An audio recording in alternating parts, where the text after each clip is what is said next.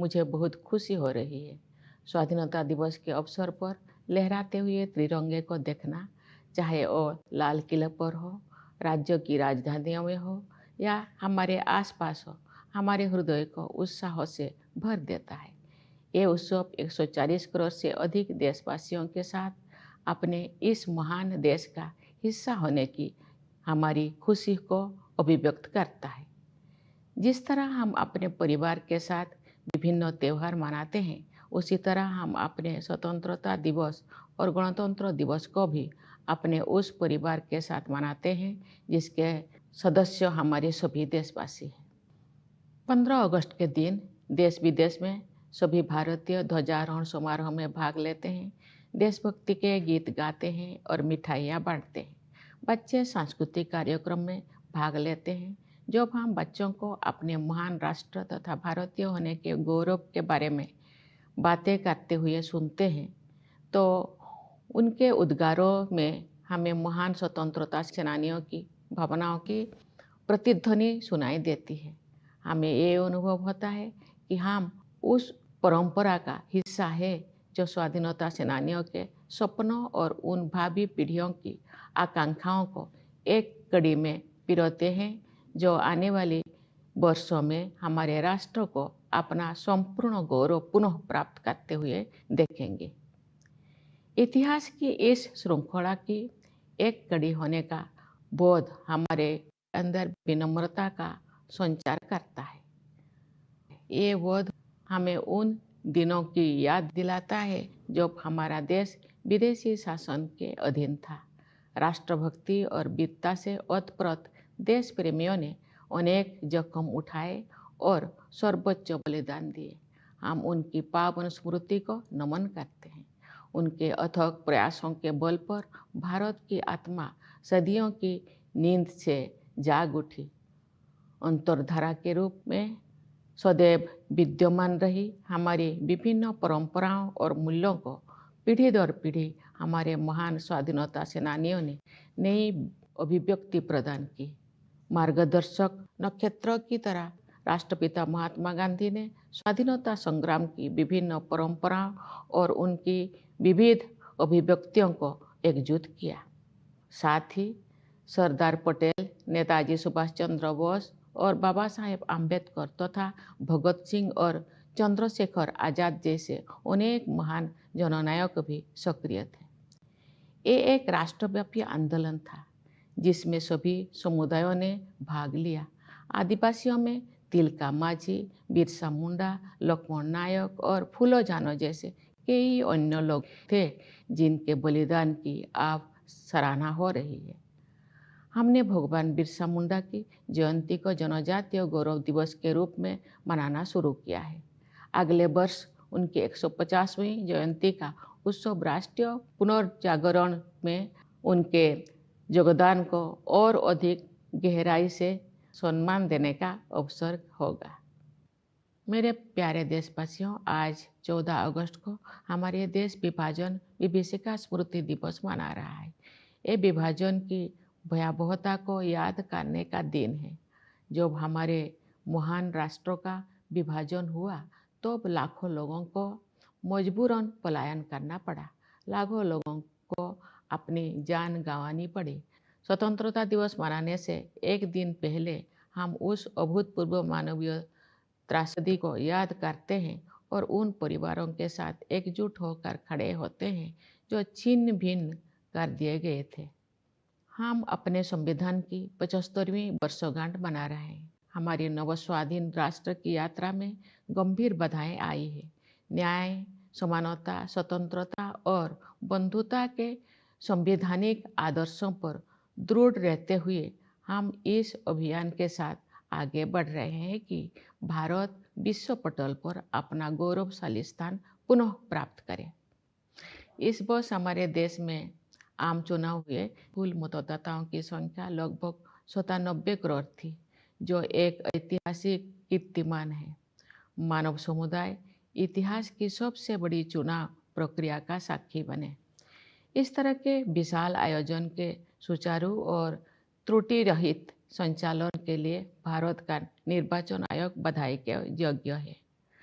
मैं उन सभी कर्मचारियों और सुरक्षा कर्मियों का आभार व्यक्त करती हूँ जिन्होंने भीषण गर्मी का सामना करते हुए मतदाताओं की मदद की। इतनी बड़ी संख्या में लोगों द्वारा मताधिकार का प्रयोग करना वस्तुतः लोकतंत्र की विचारधारा का प्रबल समर्थन है। भारत द्वारा सफलतापूर्वक चुनाव आयोजित करने से पूरे विश्व में लोकतांत्रिक शक्तियों को ताकत मिलती है। मेरे प्यारे देशवासियों, वर्ष 2021 से वर्ष 2024 के बीच 8% की औसत वार्षिक वृद्धि दर हासिल करके भारत सबसे तेज गति से बढ़ने वाली बड़ी अर्थव्यवस्थाओं में शामिल है। इससे न केवल देशवासियों के हाथों में अधिक पैसा आया है, बल्कि गरीबी रेखा से नीचे रहने वाले लोगों की संख्या में भी भारी कमी आई है। जो लोग अभी भी गरीबी से पीड़ित हैं, उनकी सहायता करने के साथ साथ उन्हें गरीबी से बाहर निकालने के लिए भी सभी प्रयास किए जा रहे हैं। उदाहरण के लिए कोविड-19 के शुरुआती चरण में आरंभ की गई पीएम गरीब कल्याण अन्न योजना के तहत लगभग 80 करोड़ लोगों को मुफ्त राशन दिया जा रहा है, जो ये भी सुनिश्चित करते हैं कि जो लोग हाल ही में गरीबी से बाहर आए हैं, उन्हें पुनः गरीबी में जाने से रोका जा सके। ये हम सभी के लिए गर्व की बात है कि भारत दुनिया की 5वीं सबसे बड़ी अर्थव्यवस्था बन गए हैं और हम शीघ्र ही विश्व की 3 शीर्षस्थ अर्थव्यवस्थाओं में स्थान प्राप्त करने के लिए तैयार है। ये सफलता किसानों और श्रमिकों की अथक मेहनत, नीति निर्माताओं और उद्यमियों की दूरगामी सोच तथा देश के दूरदर्शी नेतृत्व के बल पर ही संभव हो सकी है। हमारे अन्नदाता किसानों ने उम्मीदों से बेहतर कृषि उत्पादन सुनिश्चित किया है। ऐसा करके उन्होंने भारत को कृषि क्षेत्र में आत्मनिर्भर बनाने और हमारे देशवासियों को भोजन उपलब्ध कराने में अमूल्य योगदान दिया है। हाल के वर्षों में इंफ्रास्ट्रक्चर को काफ़ी बढ़ावा मिला है। सुविचारित योजनाओं एवं प्रभावी कार्यान्वयन ने सड़कों और राजमार्गों, रेलवे और बंदरगाहों का जाल बिछाने में मदद की है। भावी प्रौद्योगिकी की अद्भुत क्षमता को ध्यान में रखते हुए सरकार ने सेमीकंडक्टर और आर्टिफिशियल इंटेलिजेंस जैसे कई क्षेत्रों को बढ़ावा देने पर विशेष बल दिया है। साथ ही स्टार्टअप्स के लिए एक आदर्श इकोसिस्टम भी बनाया है, जिससे उनके विकास को गति मिलेगी। इससे निवेशकों में भारत के प्रति आकर्षण और अधिक बढ़ गया है। बढ़ती हुई पारदर्शिता के साथ बैंकिंग और वित्तीय क्षेत्रों की कार्यकुशलता में वृद्धि हुई है। इन सभी बदलावों में अगले दौर के आर्थिक सुधारों और आर्थिक विकास के लिए मंच तैयार कर दिया है, जहां से भारत विकसित देशों की श्रेणी में शामिल हो जाएगा। तेज गति से हो रही न्यायपरक प्रगति के बल पर वैश्विक परिदृश्यों में भारत का कद ऊंचा हुआ है। G20 की अपनी अध्यक्षता के सफलतापूर्वक संपन्न होने के बाद भारत में ग्लोबल साउथ को मुखर अभिव्यक्ति देने वाले देश के रूप में अपनी भूमिका को मजबूत बनाया है। भारत अपनी प्रभावशाली स्थिति का उपयोग विश्व शांति और समृद्धि के विस्तार हेतु करना चाहता है। मेरे प्यारे देशवासियों, हमें संविधान निर्माता डॉक्टर B.R. अम्बेडकर के शब्दों को भी सदैव याद रखना चाहिए। उन्होंने ठीक ही कहा था और मैं उन्हें उद्धृत करती हूँ।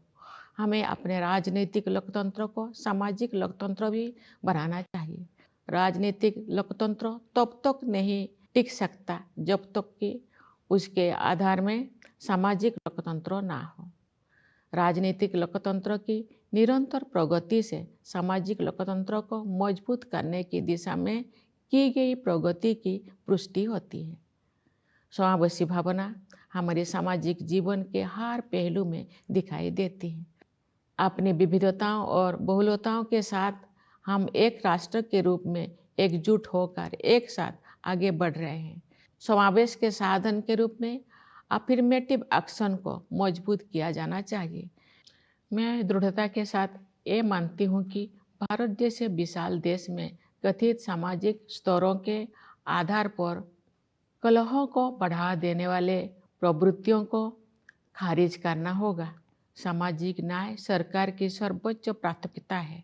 सरकार ने अनुसूचित जातियों, अनुसूचित जनजातियों और समाज के अन्य हाशियों के वर्गों के कल्याण के लिए अनेक अभूतपूर्व कदम उठाए हैं।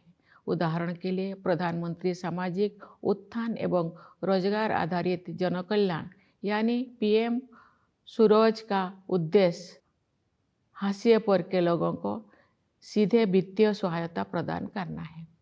प्रधानमंत्री जनजातीय आदिवासी न्याय महाअभियान यानी पीएम जनमन ने एक जन अभियान का रूप ले लिया है। इसके तहत विशेष रूप से कमजोर जनजातीय समूह यानी पीवीटीजी की सामाजिक आर्थिक स्थितियों में सुधार के लिए निर्णायक कदम उठाया जा रहा है। National action for mechanised sanitation ecosystem यानी नमस्ते योजना के तहत यही सुनिश्चित किया जाएगा कि किसी भी सफाई कर्मचारी को सीवर और सेप्टिक टैंक की सफाई के जख्म भरे काम को हाथों से नहीं करना पड़ेगा। न्याय शब्दों के सबसे व्यापक अर्थ में अनेक सामाजिक आयाम सम्मानित हैं। उनमें से 2 आयामों पर मैं विशेष रूप से जोर देना चाहूँगी। वे आयाम हैं स्त्री पुरुष के बीच न्यायपूर्ण समानता तथा क्लाइमेट जस्टिस। हमारे समाज में महिलाओं को केवल समानता का ही नहीं बल्कि समानता से भी ऊपर का दर्जा दिया जाता है। हालांकि उन्हें परंपरागत पूर्वाग्रह का कष्ट भी झेलना पड़ा है, लेकिन मुझे ये जानकर खुशी होती है कि सरकार ने महिला कल्याण और महिला सशक्तिकरण को समान महत्व दिया है। पिछले दशक में इस उद्देश्य के लिए बजट प्रावधान में 3 गुना से अधिक की वृद्धि हुई है। श्रमबल में उनकी भागीदारी बढ़ी है। इस संदर्भ में जन्म के समय बेटियों के अनुपात में हुई उल्लेखनीय सुधार को सबसे उत्साहजनक विकास कहा जा सकता है। महिलाओं को केंद्र में रखते हुए सरकार द्वारा अनेक विशेष योजनाएं भी लागू की गई है। नारी शक्ति बंधन अधिनियम का उद्देश्य महिलाओं का वास्तविक सशक्तिकरण सुनिश्चित करना है। जलवायु परिवर्तन एक यथार्थ का रूप ले चुका है। विकासशील देशों के लिए अपने आर्थिक प्रतिमानों को बदलना और भी अधिक चुनौतीपूर्ण है। फिर भी हमने उस दिशा में आशा से अधिक प्रगति की है। ग्लोबल वार्मिंग के सबसे गंभीर कुप्रभावों से पृथ्वी को बचाने के लिए मानव समुदाय द्वारा किए जा रहे संघर्षों में अग्रणी भूमिका निभाने पर भारत का गर्व है। मैं आप सभी से अनुरोध करती हूँ कि आप अपने जीवन शैली में छोटे छोटे किंतु प्रभावी बदलाव करें तथा जलवायु परिवर्तन की चुनौती का सामना करने में अपना महत्वपूर्ण योगदान दें। न्याय के संदर्भ में मैं ये भी उल्लेख करना चाहती हूँ कि इस वर्ष जुलाई में भारतीय न्याय संहिता को लागू करने में हमने औपनिवेशिक युग के एक और अवशेष को हटा दिया है।